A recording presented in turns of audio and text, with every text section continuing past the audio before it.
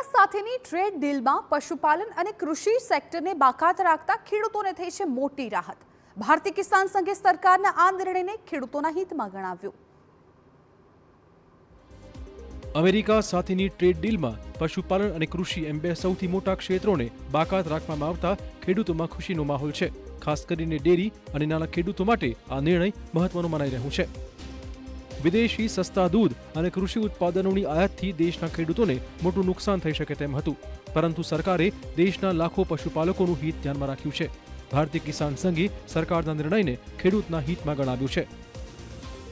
રજૂઆતોના અંતે સરકારે એક વિચાર કરી અને ખેતી અને પશુપાલનને એમાંથી મુક્ત રાખી છે, જેથી કરીને આવનાર સમયમાં ભારતમાં જે ડેરી ઉદ્યોગ અને ખેતીમાં પશુપાલન સાથે ખેડૂતો જોડાયેલા છે એ ખેતી ટકી રહેશે, એમાં સમૃદ્ધિ આવશે અને ભારતની સમૃદ્ધિમાં આ ખેતી અને પશુપાલનનું યોગદાન મહત્વનું રહે। નાના અને મધ્યમ ખેડૂતો તથા પશુપાલકોની આવક કૃષિ ક્ષેત્ર અને ડેરી પર નિર્ભર હોય છે, ત્યારે સરકારના આ નિર્ણયથી દેશી ઉત્પાદનો, ટેકાના ભાવ અને સુરક્ષાને મજબૂતાઈ મળશે તેવું ખેડૂત સંગઠન માની રહ્યા છે।